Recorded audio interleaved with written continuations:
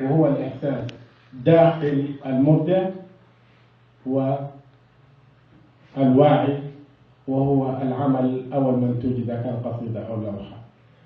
والجسر التواصل للالتقاء بفهم الاثنين دول ما بكون إلا بعد ما يرتقي مستوى السمع والفهم والرؤية بالنسبة للوحة أو القصيدة من الطرف الآخر إلى ارتقاء نفس الدرجة بتاعت الإنسان الشاعر أو الفنان.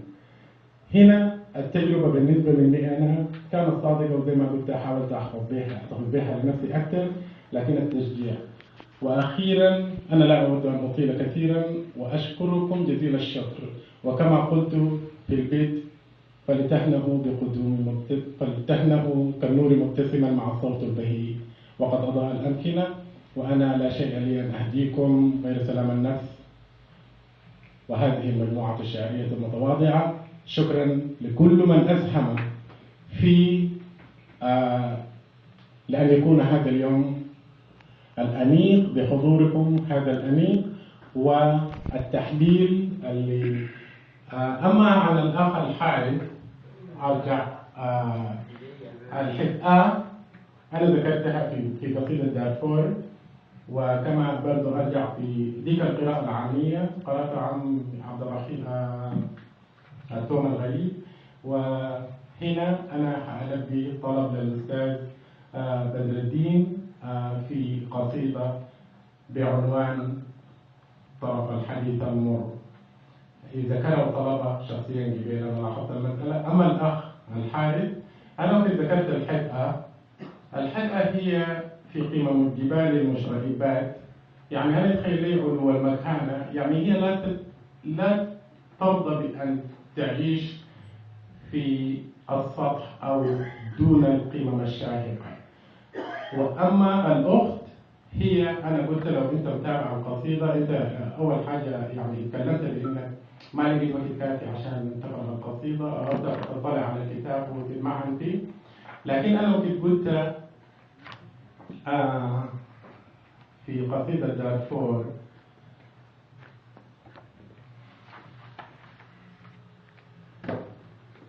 قلت والأخت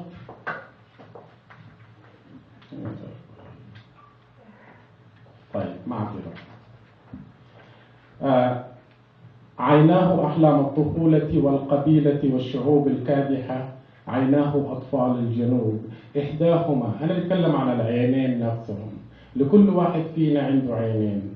العين الأولى هي للأرض تنظر، يعني بخطى، يعني بمستقبل بتاع إنه الأرض تنبت من الحبة سنبلة وكده، إنه الأرض ممكن تفلح والأرض.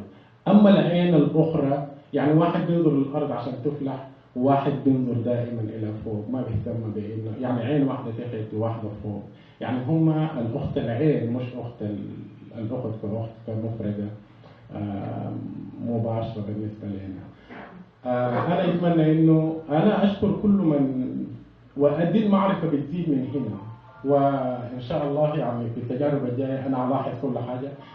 ملاحظة الأخ حيدر والحق يقال، ومن ناحية بتاعت أمانة أدبية، أنا أعترف بأنه يعني في بعض أنا لم أقف في مفاعيل وتفاعيل وفعول كثير، بقدر ما إنه حاولت إنه التزم بالبديع، بحسن البديع، لأنه بحبه في اللغة أكثر، وبحاول إنه أخذ انطباعي وإحساسي بالشيء.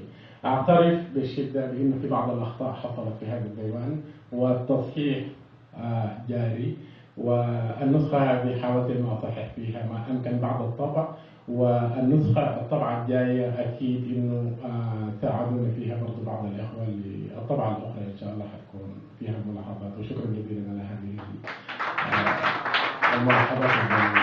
وبفضل واحد جدا جدا أشكركم جزيل الشكر لهذا التقدير والحضور الأنيق هذا، وشكرا جزيلا. لو في أي مداخلات ولا في أي حاجة